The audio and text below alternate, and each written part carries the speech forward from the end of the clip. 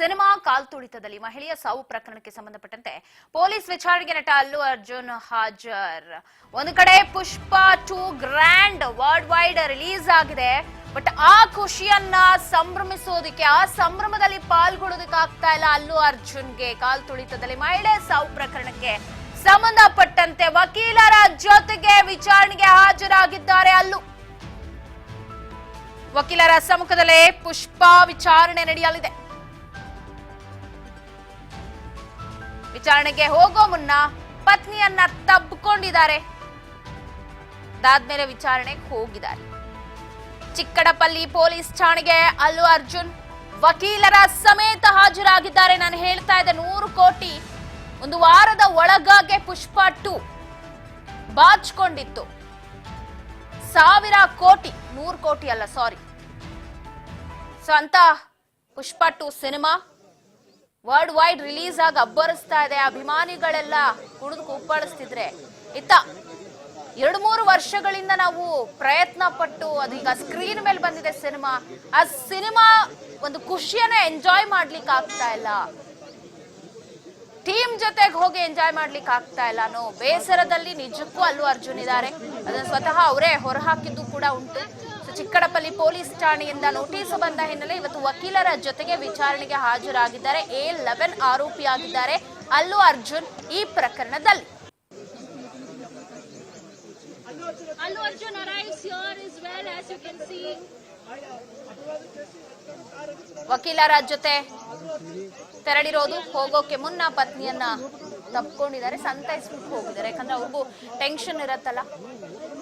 ಕಳೆದ ಬಾರಿ ನಾವು ನೋಡಿದ್ವಿ, ಏಕಾಏಕಿ ಮನೆಗೆ ಹೋದ್ರು, ಅರೆಸ್ಟ್ ಮಾಡಿದ್ರು, ಬೆಳಗಿನ ಜಾವದ ತನಕ ಜೈಲಲ್ಲೇ ಇರ್ಬೇಕಾಯ್ತು, ಅಂದ್ರೆ ಠಾಣೆಯಲ್ಲೇ ಇರ್ಬೇಕಾಯ್ತು. ಸೊ ಹಾಗಾಗಿ ಒಂದಷ್ಟು ಟೆನ್ಷನ್ ಇರತ್ತೆ ಫ್ಯಾಮಿಲಿಗೆ. ಸೊ ಅವ್ರಿಗೇನೋ ಒಂದು ಸಮಾಧಾನವನ್ನ ಹೇಳಿ ಹೊರಟಿದ್ದಾರೆ. ವಕೀಲರ ಜೊತೆಗೇನೆ ಚಿಕ್ಕಡಪಲ್ಲಿ ಠಾಣೆಗೆ ಹೋಗಿರೋದು ನಟ ಅಲ್ಲು ಅರ್ಜುನ್.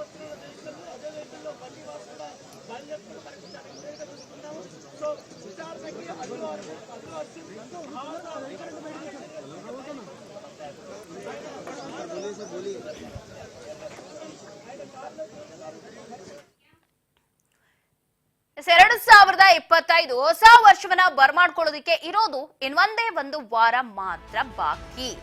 ಸೊ ಈ ಹಿನ್ನೆಲೆ ಸಜ್ಜಾಗ್ತಾ ಇದೆ ನ್ಯೂ ಇಯರ್ ವೆಲ್ಕಮ್ ಮಾಡ್ಕೊಳ್ಳೋದಕ್ಕೆ. ಸಿಲಿಕಾನ್ ಸಿಟಿ ಪಬ್ ಬಾರ್ಗಳಲ್ಲಿ ಈಗಾಗಲೇ ಆರಂಭವಾಗಿದೆ ಹೊಸ ವರ್ಷದ ತಯಾರಿ. ಡಿಸೆಂಬರ್ 31ರ ರಾತ್ರಿ ಹೆಚ್ಚಾಗತ್ತೆ ವ್ಯಾಪಾರ ವಹಿವಾಟು. ರೆಸ್ಟೋರೆಂಟ್ಗಳನ್ನ ಮಧ್ಯರಾತ್ರಿ 2 ಗಂಟೆಯವರೆಗೆ ತೆರೆದಿಡೋದಕ್ಕೆ ಅನುಮತಿಯನ್ನ ಕೊಟ್ಟಿದ್ದು ಹೋಟೆಲ್ ಹಾಗೆ ಬಾರ್ ಸಂಘದಿಂದ ಸರ್ಕಾರಕ್ಕೆ ಮನವಿಯನ್ನ ಮಾಡಲಾಗಿದೆ. ಹೊಸ ವರ್ಷಕ್ಕೆ ಇನ್ನೊಂದು ವಾರ ಮಾತ್ರ ಬಾಕಿ ಇರೋ ಹಿನ್ನೆಲೆ ಈಗಾಗಲೇ ತಯಾರಿ ನಡೆದಿದ್ದು ಹೋಟೆಲ್ ಮಾಲೀಕ ಸಂಘದ ಅಧ್ಯಕ್ಷರು ಅದ್ರ ಬಗ್ಗೆ ಮಾತನಾಡಿದ್ದಾರೆ. ಏನ್ ಹೇಳಿದ್ದಾರೆ ಕೇಳೋಣ ಬನ್ನಿ. ಪ್ರತಿ ವರ್ಷದಂತೆ ಬೆಂಗಳೂರು ನಗರದಲ್ಲಿ ಹೊಸ ವರ್ಷದ ಆಚರಣೆ ವಿಜೃಂಭಣೆಯಿಂದ ನಡೆಯಲಿದೆ. ಈ ವರ್ಷ 31 ಮತ್ತು 1ನೇ ತಾರೀಕಿನಂದು ಕನಿಷ್ಠ 1,000 ಕೋಟಿಗಿಂತ ಹೆಚ್ಚಿನ ವ್ಯಾಪಾರ ವ್ಯವಹಾರ ನಡೆಯಬಹುದೆಂದು ಅಂದಾಜು ಮಾಡಲಾಗಿದೆ.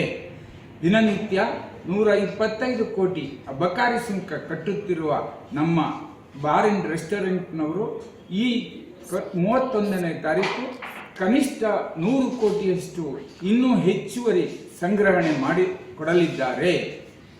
ಈ ಎಲ್ಲ ಕಾರಣಗಳಿಂದ 31ನೇ ತಾರೀಕು ಕನಿಷ್ಠ ರಾತ್ರಿ 2 ಗಂಟೆಯವರೆಗೆ ನಮಗೆ ವ್ಯಾಪಾರ ವ್ಯವಹಾರ ಮಾಡಲು ಅವಕಾಶ ಮಾಡಿಕೊಟ್ಟಲ್ಲಿ ಎಲ್ಲ ಮಾಲೀಕರಿಗೂ ನಮ್ಮ ನೆಚ್ಚಿನ ಗ್ರಾಹಕರಿಗೂ ಒಳ್ಳೆಯ ಕಾರ್ಯಕ್ರಮಗಳನ್ನು ಕೊಡಬಹುದು. ಪ್ರತಿ ವರ್ಷದಂತೆ ಬೆಂಗಳೂರು ನಗರದಲ್ಲಿ ಹೊಸ ವರ್ಷದ ಪ್ರತಿ ವರ್ಷ ಹೊಸ ವರ್ಷ ಬಂತು ಅಂದ್ರೆ ಸಾಕು, ಒಂದಷ್ಟು ತಯಾರಿಗಳು ಮಾಡ್ಕೊಳ್ಬೇಕಾಗತ್ತೆ, ಮಾಡ್ಕೊಳ್ಳುತ್ತೆ.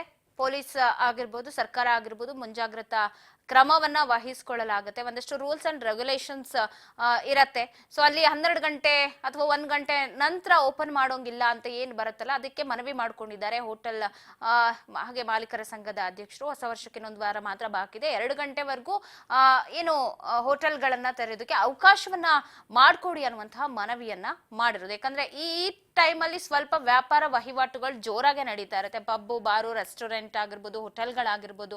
ಸೊ ಎಲ್ಲಾ ಕಡೆ ಸ್ವಲ್ಪ ಮಟ್ಟಿನ ವ್ಯಾಪಾರ ವಹಿವಾಟು ಹೆಚ್ಚಾಗೋದ್ರಿಂದಾಗಿ ಆವತ್ತು ಅಂದ್ರೆ ಡಿಸೆಂಬರ್ 31st ನೈಟ್ ಏನಿದೆ, 2 ಗಂಟೆವರೆಗೂ, ಮಧ್ಯರಾತ್ರಿ 2 ಗಂಟೆವರೆಗೂ ನಮಗೆ ರೆಸ್ಟೋರೆಂಟ್ಗಳನ್ನ ಓಪನ್ ಮಾಡೋದಕ್ಕೆ ಅವಕಾಶ ಮಾಡ್ಕೊಡಿ. ಯಾವುದೇ ಅಹಿತ